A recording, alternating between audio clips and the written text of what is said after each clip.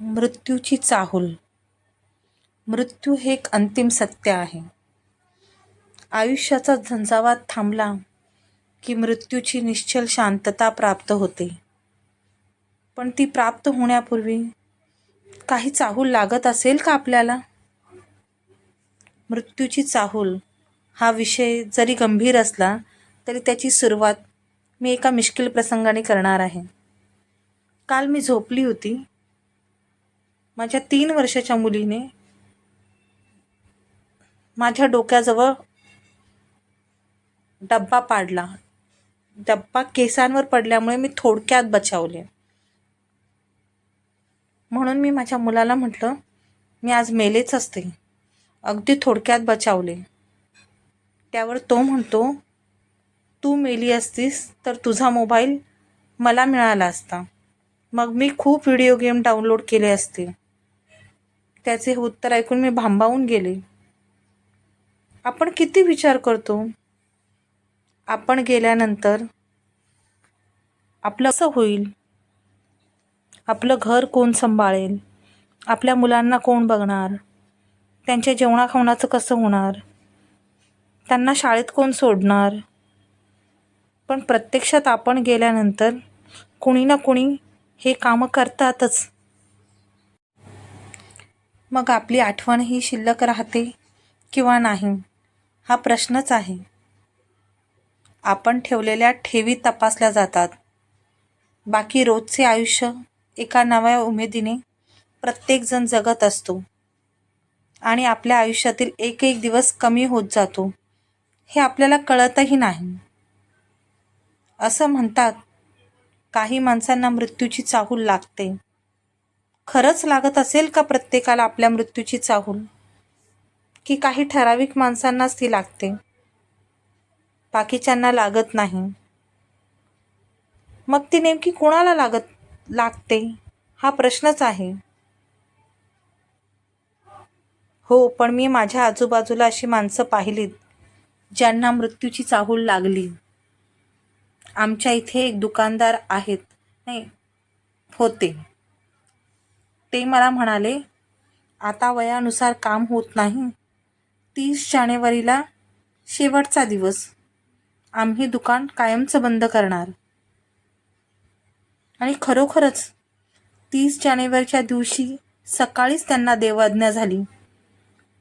ही बातमी ऐकून मी आश्चर्यचकित झाले. म्हटलं, कसं काय त्यांना कळलं असेल, कसे काय ते मला म्हणाले असतील 30 जानेवारी हा दिवस शेवटचा दिवस. आणखी एक उदाहरण म्हणजे माझे सासरे. कोजागिरी पौर्णिमेच्या दिवशी आम्ही त्यांना ॲडमिट केलं. त्यानंतर लक्ष्मीपूजनच्या दिवशी त्यांचं बायपास होणार होतं, म्हणून मी आदल्या दिवशी त्यांना भेटायला गेले. तर त्यांनी मला विचारलं, दिवाळी केली का? मी म्हटलं, नाही, तुम्ही आल्यावर आपण सगळेजण करू. त्यानंतर ते म्हणाले, सगळ्यांना जप, सगळ्यांची काळजी घे आणि मला भेटायला पुन्हा येऊ नकोस, सुखी राहा. मी त्या दिवशी त्यांच्या पायाही पडले नव्हते, तरी माझ्या डोक्यावर हात ठेवून 3 वेळा मला सुखी राहा, सुखी राहा, सुखी राहा असे म्हणाले. आणि दुसऱ्या दिवशी बायपास सर्जरी झाली. तिसऱ्या दिवशी ते कोणाशी काहीही न बोलता या जगातून निघून गेले. पण ते माझ्याशीच नेमकी निर्वाणीचे कसे काय बोलले असतील, असा प्रश्न मला राहून राहून पडतो.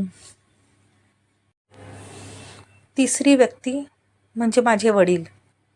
दरवर्षी ते वारीला जात असत. 2019 साली ही त्यांना वारीला जाण्याची इच्छा होती, पण आजारपणामुळे माझा भाऊ म्हणाला, तुम्ही नका जाऊ. ते थोडेसे नाराज झाले, पण ते मला आणि इतर आप्तेष्टांना भेटून मग गावी गेले. आणि मग कर्मधर्म संयोगाने ज्या वेळेस घाटकोपरवरून नियोजित गाडी निघाली, नेमकी त्याच वेळेस त्यांचीही अंत्ययात्रा निघाली. हा निव्वळ योगायोग असेल का, असा प्रश्नही मला नेहमी पडतो की खरंच ते वारीला गेले असतील. याविरुद्ध मी अशाही व्यक्ती बघितल्या आहेत ज्यांना मृत्यूची चाहूल मागमूस अजिबात लागत नाही. उदाहरण द्यायचं झालं तर माझी बहीण, ती काहीही बोलली नाही, जाण्याआधी तिने काहीही सांगितलं नाही. तसा तिचा आणि माझा रोज फोन व्हायचा, पण तरी काही विशेष असा निरोप तिने घेतला नाही. अचानक मनाला चटका लावून या जगातून एक्झिट घेतली. कसं काय, तिला काहीच सांगायचं नसेल का मला? काही जण अगदी सेल्फी काढता काढता अचानक मृत्यूच्या जबड्यात अडकतात आणि क्षणार्धात नाहीसे होतात. कुणाला भेटत नाही, कुणाचा निरोप नाही, काही नाही. कधी कधी मलाही प्रश्न पडतो, आपल्यालाही लागेल का आपल्या मृत्यूची चाहूल?